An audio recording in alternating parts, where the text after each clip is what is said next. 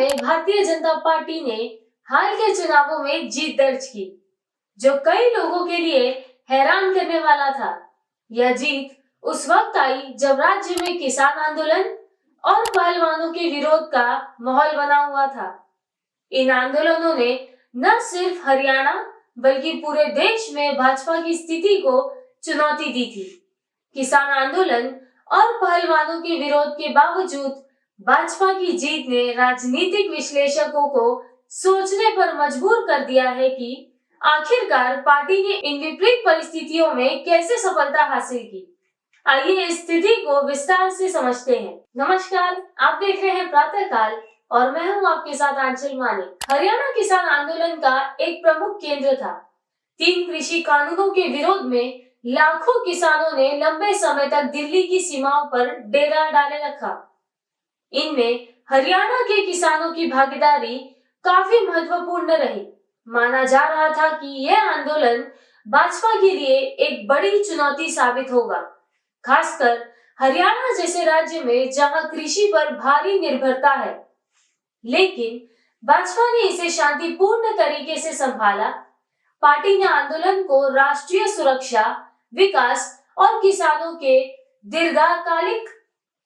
दीर्घकालिक हितों से जोड़ते हुए अपनी बात रखी।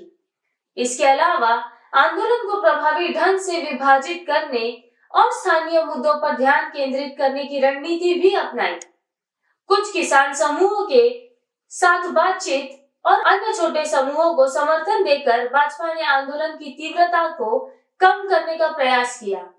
पहलवानों के विरोध ने भाजपा के लिए एक और चुनौती खड़ी की, खासकर हरियाणा जैसे राज्य में जहां कुश्ती और खेलों की गहरी परंपरा है। ब्रजभूषण शरण सिंह के खिलाफ यौन उत्पीड़न के आरोपों के चलते पहलवानों का आंदोलन उभरा और इसे लेकर भाजपा की छवि पर असर पड़ने की आशंका थी। लेकिन भाजपा ने यहाँ भी अपनी राजनीतिक चतुराई का प्रदर्शन किया। पार्टी ने इस मुद्दे को कानूनी प्रक्रिया के तहत हल करने पर जोर दिया और जनता के समक्ष इसे एक व्यक्तिगत घटना के रूप में प्रस्तुत किया, न कि पार्टी की नीति या नेतृत्व से संबंधित।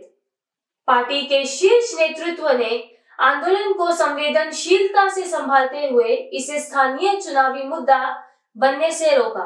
भाजपा ने इन दोनों प्रमुख आंदोलनों के बावजूद स्थानीय मुद्दों को प्रमुखता से उठाया। पार्टी ने राज्य में बुनियादी ढांचे के विकास, सड़क, बिजली, पानी और शिक्षा से जुड़े मुद्दों पर अपनी उपलब्धियों को रेखांकित किया।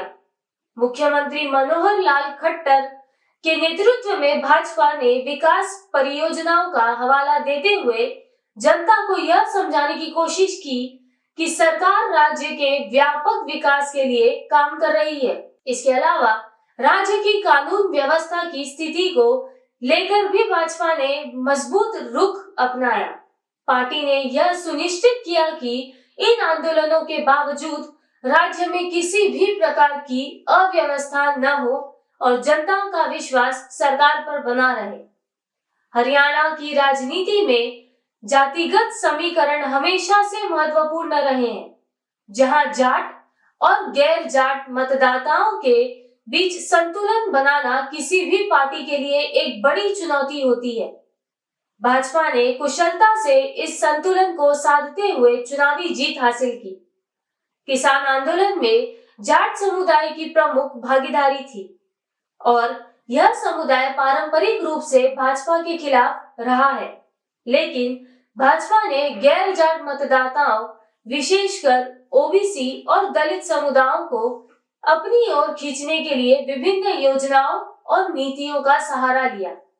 इस वर्ग के मतदाताओं ने भाजपा के पक्ष में मतदान किया, जिससे पार्टी को महत्वपूर्ण बढ़त मिली। भाजपा ने केंद्र सरकार की नीतियों जैसे उज्ज्वला योजना, प्रधानमंत्री आवास योजना, आयुष्मान भारत और अन्य कल्याणकारी योजनाओं का जमकर प्रचार किया।